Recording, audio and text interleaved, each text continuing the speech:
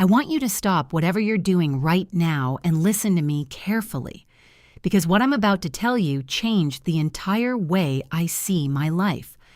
I was standing in a parking lot, sunglasses on, no assistant, no security, just me and a grocery bag, when I saw her. And next to her were 2 children. My brain did the math before my heart could stop it, and everything I had spent 8 years building inside myself collapsed in about 4 seconds. Before I tell you what happened that morning, I need you to understand who I was before it. Not the version of me the newspapers wrote about, not the man in the tailored suit cutting ribbons at hotel openings. I mean the real version. The quiet, hollowed-out version who sat in 5-star rooms and felt absolutely nothing. I had money. I had power. I had a name that people recognized in 3 different countries, and I had not one single person in this world who knew what I actually sounded like when I was scared. That's who I was when I decided to start over. Stay with me through this whole story, because the twist that comes later didn't just surprise me. It destroyed every story I had been telling myself for 8 years, and I have a feeling it's going to hit you somewhere deep, too. I grew up in a small town where the air always smelled like coal dust. My father worked underground 6 days a week. My mother sewed clothes for the neighbors, not as a hobby, as a survival strategy. We weren't the kind of poor that people romanticize. We were the kind of poor that leaves a mark on you, the kind where you learn very early that comfort is something other people have. I was 16 when I made myself a promise. I was sitting at our kitchen table watching my father eat dinner, with hands so rough they looked like they belonged to a much older man. He was 52. He looked 70. And I remember thinking, I will never let this happen to me. Not out of shame for him, out of terror for myself. I left home at 18 with $200, a duffel bag, and the absolute certainty that I was willing to do whatever it took. I didn't have connections. I didn't have a fancy degree. What I had was an obsessive, almost frightening relationship with work. I outworked everyone in every room I entered. I slept less. I studied more. I said yes when everyone else said it was too risky. My first real break came in real estate. I spotted an undervalued property in a mid-sized city that everyone else had written off. I scraped together every dollar I had, convinced a small lender to back me, and turned that building into something people actually wanted to be inside. Then I did it again and again. I moved into hospitality. Boutique hotels, coastal resorts, private retreat properties. By 29, I had my first million. By 38, I had crossed into territory that didn't feel real. Billionaire. That word sounds exciting from the outside. From the inside, at least for me, it felt like standing at the top of a mountain you climbed so fast you forgot to look at anything along the way. I had become exactly what I set out to become. And somewhere in the middle of all that becoming, I had completely forgotten to stay a person. I met Nadia at a rooftop dinner party when I was 34.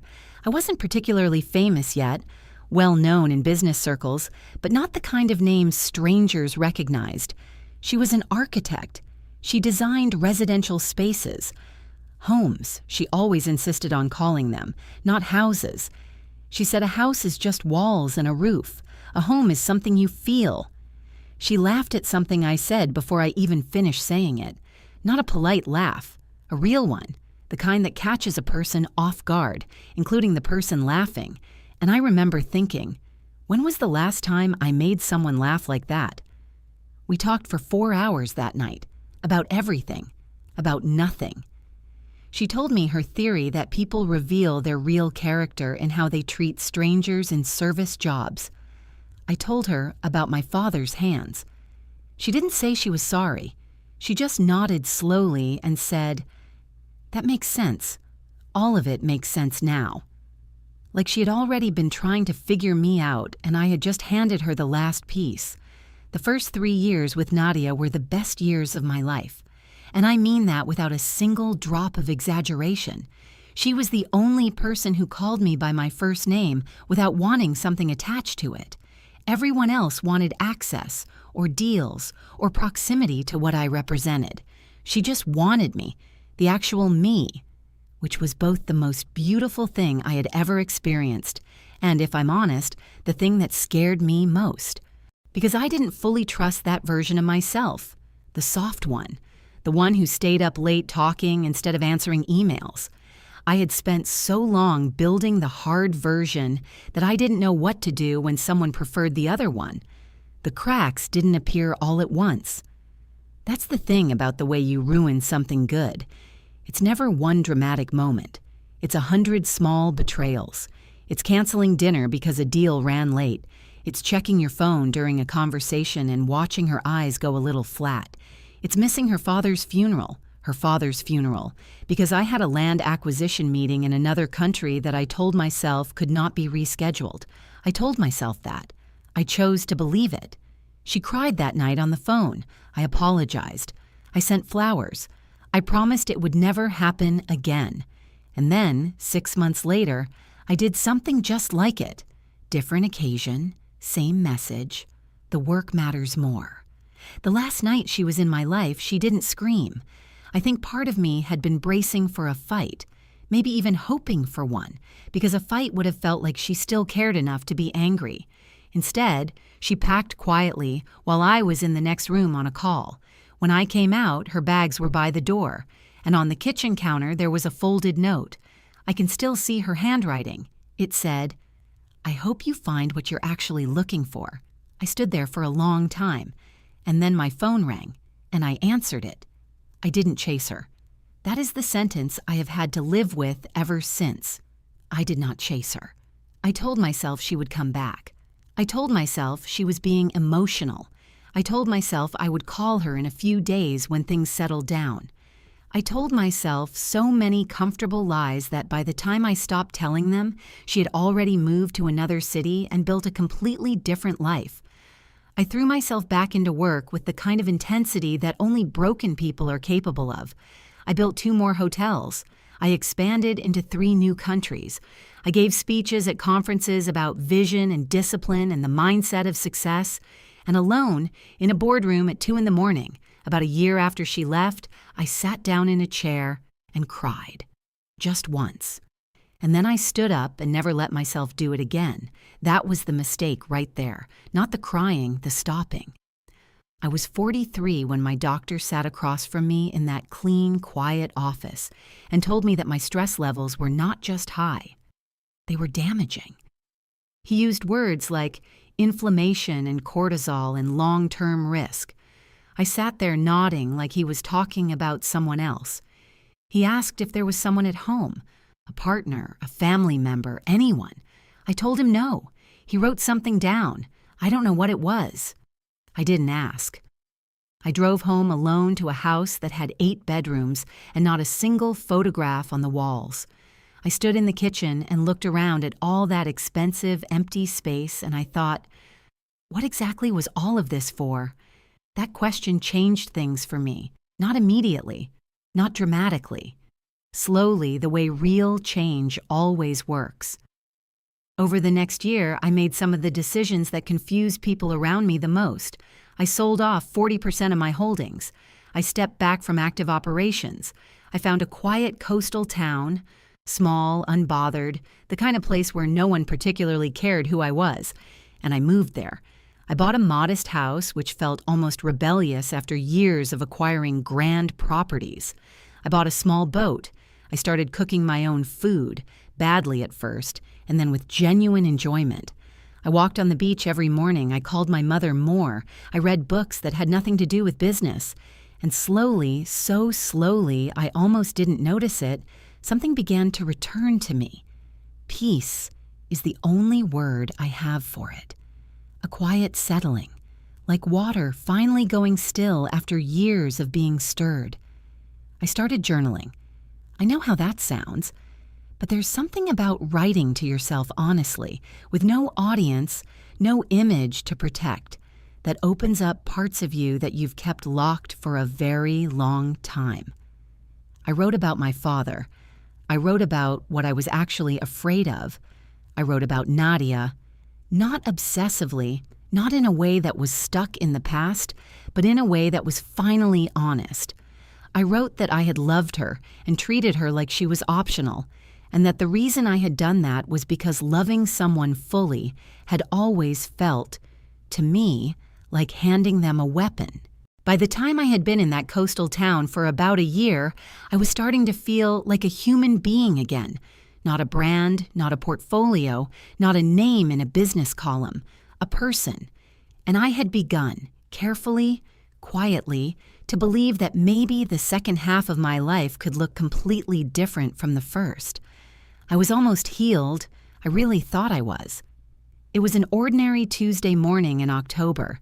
The air was cool, that particular coastal cool that feels clean all the way down when you breathe it. I had no meetings, no calls. I needed a few groceries, olive oil, bread, coffee, simple things. I drove myself, which I still loved the novelty of. No driver, no assistant walking 2 steps behind me with a phone and a schedule, just me and an old jacket and a pair of sunglasses. I parked. I went inside. I was in that particular pleasant blankness that comes with a quiet morning and no urgency, picking up a bag of coffee and deciding between 2 different kinds of bread when something made me look up. She was near the entrance, standing in the soft morning light that came through the glass doors. She was on her phone, laughing at something.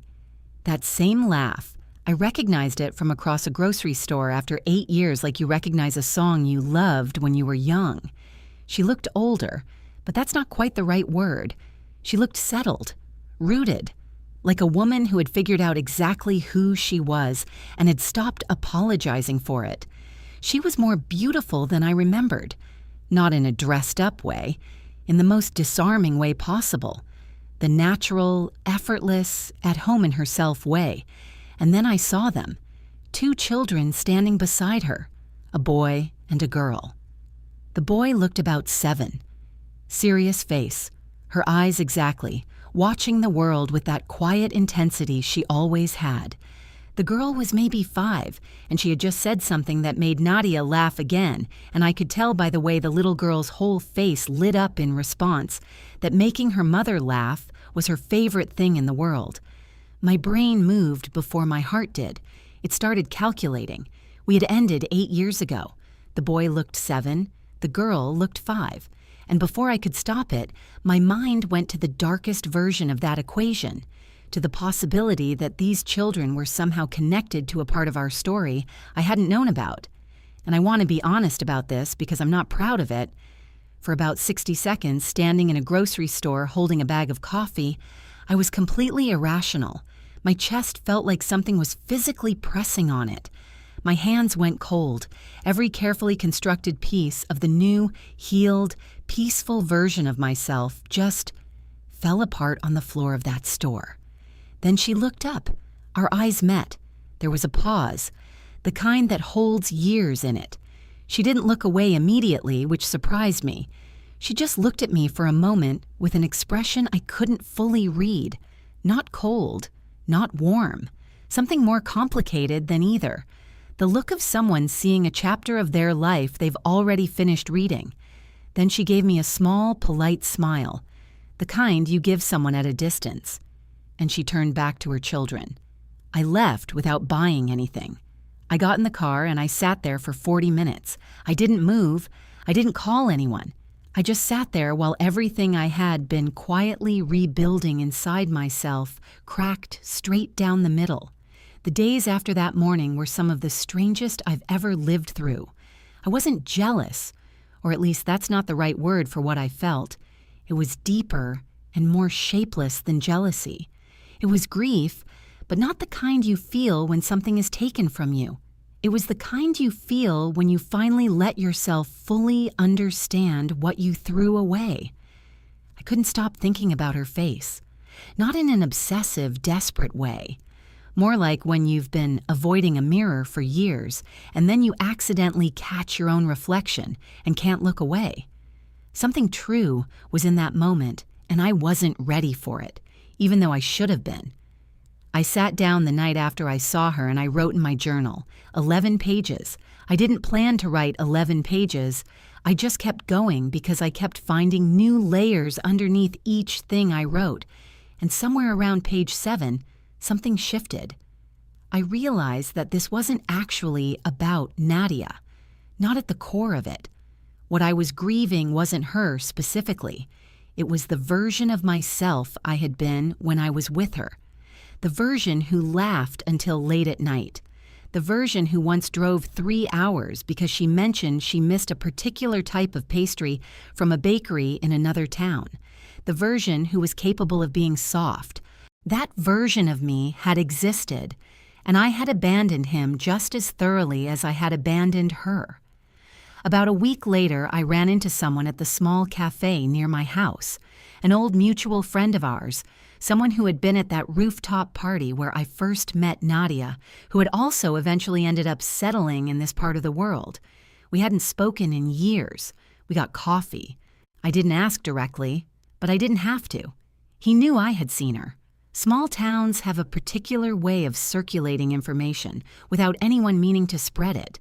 And he told me, gently, matter-of-factly, in the way that people tell you things they think you already know, that Nadia had adopted those children 3 years ago, a sibling pair who had been in the foster system. She had applied as a single parent and spent nearly a year going through the process. She was raising them alone in a house she had designed herself in this quiet town she had chosen long before I arrived in it. She had never remarried. She wasn't with anyone. And here is the part that broke me open in a way I was genuinely not prepared for. It was not relief that I felt. I want to be clear about that. It wasn't some small, embarrassing flicker of hope. What I felt was something far more humbling and far more final than hope. It was admiration, pure, overwhelming admiration.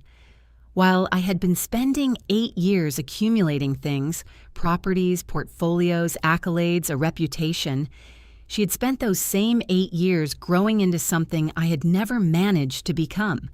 She had chosen love deliberately, not romantic love that arrives and sweeps you up, intentional love, the kind you apply for, the kind that requires paperwork and home visits and patience and the willingness to show up completely for someone who has every reason not to trust you. She had done that for 2 children who needed it, alone. And I had spent those same years building hotels. I drove home and I sat in my little house and I looked at all the peace I had been cultivating, the morning walks, the boat, the journaling, the cooking. And I understood for the first time that I had confused peace with arrival. I thought being still meant I had finally figured something out. But Nadia hadn't found peace by becoming still. She had found it by giving herself entirely to something that demanded everything from her. That is a completely different thing. That night, I wrote her a letter. I wrote it by hand, which I hadn't done in years. I didn't write it to reopen anything, or to put her in a position, or because I had any expectation attached to it. I wrote it because I had spent 8 years not saying what was true, and I was so tired of that. I wrote that she had been right to leave. I wrote that the note she left on my counter was the most honest thing anyone had ever said to me, and that it had taken me 8 years to understand it. I wrote that watching her in that parking lot, watching her laugh with her children, watching her be that fully herself, had shown me something I didn't know I still needed to see. I wrote, "You were right about all of it, and I hope you know how extraordinary you are." I folded it. I put it in an envelope. I wrote her name on the front. And I never sent it. Not because I was afraid, but because some truths are for you, not for the person they're about. She didn't need that letter. She had already moved forward completely. That letter was for me. It was the last thing I needed to put down before I could fully pick myself back up. Here is what I know now that I didn't know at 43. A fresh start is not a location. I thought moving to that coastal town was my new beginning. I thought the boat and the walks and the quiet were my transformation. But the transformation didn't happen until that parking lot cracked me open, until I was forced to sit in a car for 40 minutes with no distractions and feel the full weight of who I had been and what it had cost. Real change is not comfortable. Real change feels like loss, even when it's growth. Real change looks you in the face in the form of a woman laughing with her children outside a grocery store, and it doesn't say well done for trying. It says now, finish the work. I didn't get her back. I want you to understand that clearly, because this is not that kind of story. There was no dramatic reunion. There was no second chance wrapped in a bow. She had her life, and it was full, and it was beautiful, and it had nothing to do with me. And that was exactly right. That was exactly how it should have been. What I got instead was something smaller and far more valuable.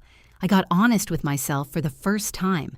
Not journal honest, not therapy adjacent honest, but the real kind. The kind that changes your actual behavior, not just your self-image. I set up a foundation. Quietly, without a press release or a ribbon cutting, it funded adoption support services in that coastal region, resources for single parents going through the process, financial assistance for families who wanted to provide a home for children in the system but couldn't manage the costs. It wasn't charity in the way I had done charity before, as a tax strategy or a reputation tool. It came from something real. From watching what Nadia had done and deciding the best response to being moved by something is to move toward it. I also, finally, saw a therapist. At 44 years old, I sat in a small office and talked to a patient woman who let me take my time and who never once made me feel stupid for having taken this long. And what came out of those sessions, over months, slowly, was a picture of a man who had confused protection with success, who had decided at 16, watching his father's tired hands, that the only safe thing was to become untouchable, and had spent nearly 3 decades achieving that goal with devastating efficiency. I had made myself untouchable, and then I had wondered why no one could reach me. I am still in that coastal town. I still walk on the beach in the mornings. I still cook, and I am considerably better at it now. I have let a few people in, slowly, imperfectly, in the halting way that men like me learn to do things we should have learned much earlier. I have not seen Nadia again. I think about her sometimes, not with longing, but with something that feels closer to gratitude. She was the mirror I needed. She showed me who I was before I was ready to see it, and then she showed me again 8 years later, when I finally was. I didn't lose her in that parking lot. I want to be clear about that. I lost her 8 years before. On the night I chose a phone call over her tears. On the morning I chose a business deal over her father's funeral. I lost her in 100 small moments when I was physically present and entirely somewhere else. The parking lot didn't take anything from me. It just finally made me admit what had already been gone for a very long time. And admitting that, really admitting it, all the way down, was the only fresh start that ever actually mattered. If this story sat with you, if any part of it felt familiar, if you've ever looked up from the thing you were building and realized the person you were building it for was already gone, I want you to know that you are not alone in that. Most of us don't lose the important things in a single moment. We lose them slowly, in the small choices we make every single day, in the things we tell ourselves can wait. They cannot wait. They never could. If this story moved you, share it with someone who needs to hear it right now. Leave a comment below. Tell me what hit you hardest, because I read every single one. And if you haven't subscribed yet, do it now, because next week's story is going to go even deeper. And you do not want to come in halfway through. Take care of the people in your life. Do it today. Do it before you have to write them a letter you'll never send.